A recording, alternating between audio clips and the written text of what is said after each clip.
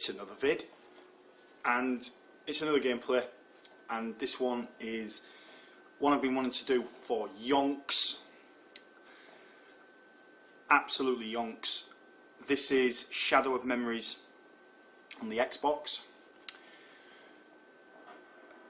It's just, I can't explain it to you. It's just one of those games that you've just got to play. If you're a gamer, you must play this game.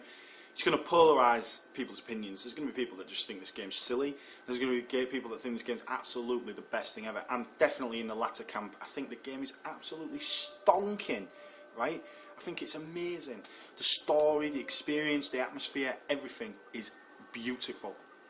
So let's get down to business. What I'm going to do is I'm going to start a new game. I've completed it once, and there's about five endings, and then there's some like extras as well on top.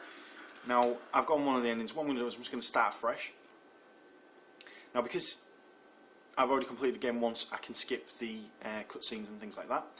Now I want to do a let's play. I want to do like an extended gameplay on this one. I want to do like a box set, like as I call it, and get complete the game for your viewing pleasure.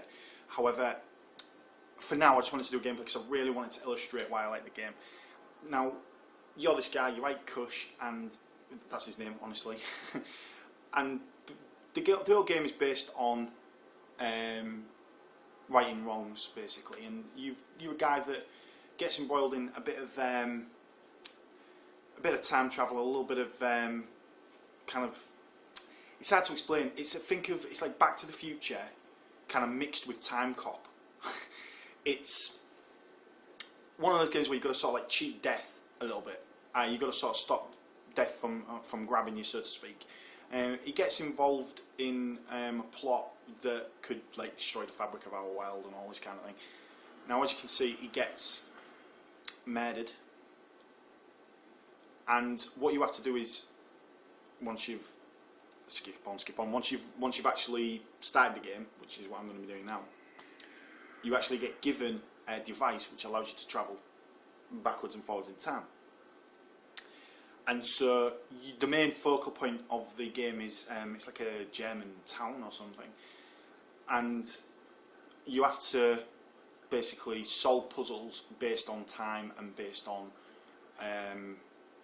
the characters in the game and how they develop backwards and forwards through time. Now I won't spoil it for you, I won't get into it too deep, but you get your time travel device, skip on, and what you do is you go back. So now basically what's happened is he's dead, he's gone to a different realm. The person called the Homunculus has given him the ability to go back in time, and he's now been reset. So you've now gone back to a period just slightly before the murder. Now what you have to do is you have to come up with a solution that will stop the murderer from wanting to kill you.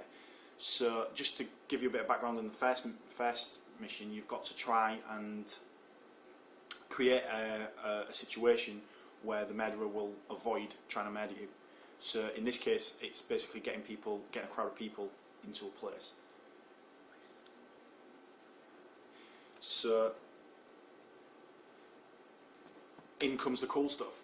So the digipad basically gives you that ability to travel back in time. Now in this case we're just before what they call the fated hour. The fated hour is always when the game's gonna kill you basically, and you've got to do what you need to do before that time. So we're going to go to the fortune teller. Now the fortune teller is the creepiest character in a video game ever.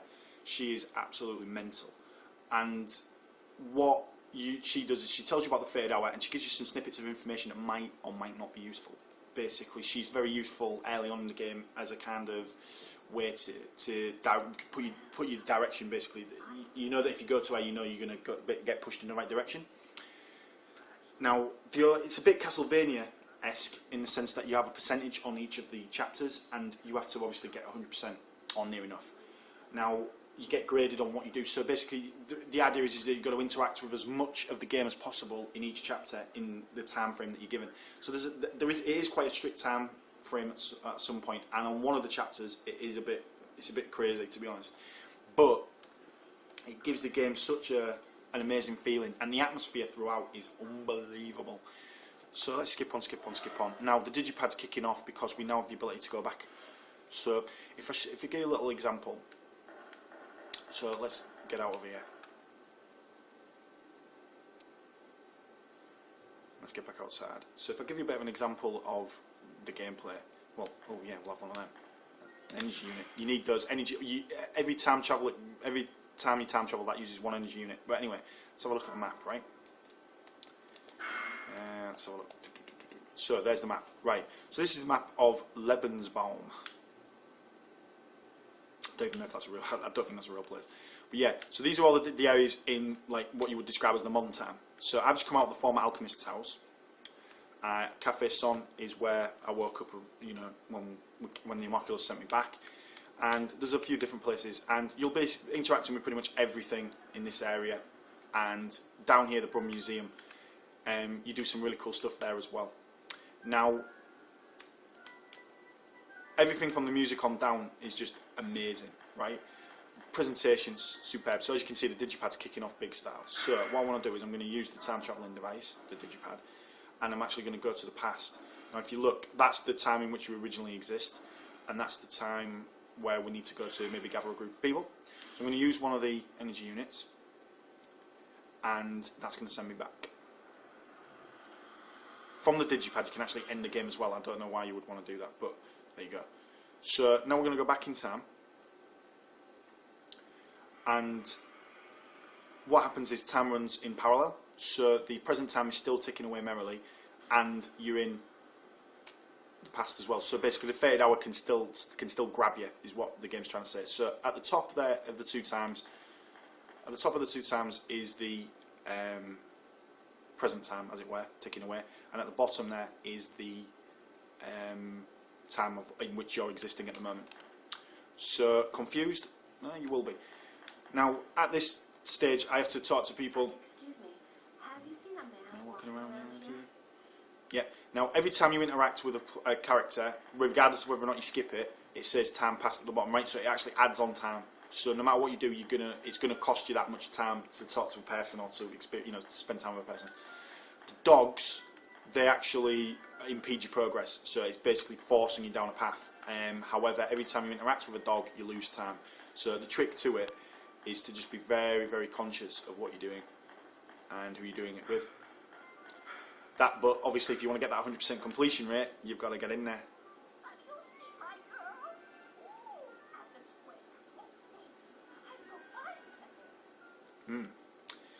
The acting is a little bit hammed up, but not at the detriment to the game at all. In some ways, it actually adds a little bit of quirkiness to it. It adds a little something to it. There's another energy unit. The energy units are, you get to a point where you lose your energy units and it gets a little bit out of hand, and then you obviously got to find energy units. So I always like to make it. I have always made, when I first started playing the game, I always made like a little map of where the energy units were, and that just helps me no end.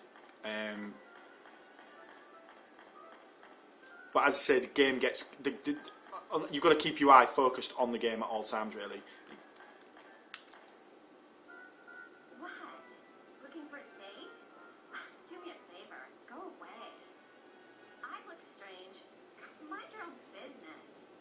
Wow, okay, cool. So she's a nice person. But yeah, so the whole idea of it is to get as many people into the square, I believe. You want me to come to the square at 2:30? What's going to happen in the square? The former lady? Well, all right. I don't have anything else to do anyway. Well, isn't that lovely? So there you go. So the first mission is really just to get you in there. The first chapter, if you like, is just to really get you into the game, and show you how to interact with the characters and how to interact with the game. And the next thing to do is find some more folk.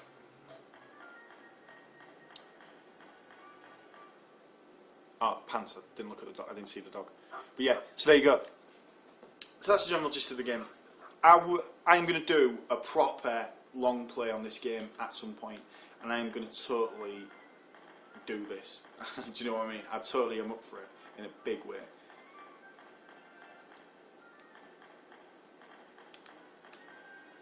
there's no more people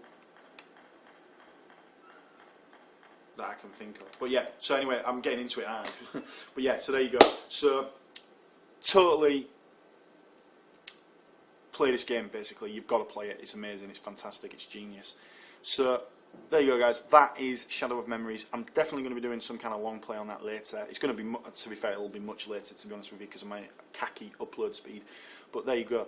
So, all the best to you guys. Hopefully you're enjoying the games. Hopefully you're enjoying everything that I'm doing on the channel. Any specifics you want, just let me know. And thanks ever so much. See you in a bit.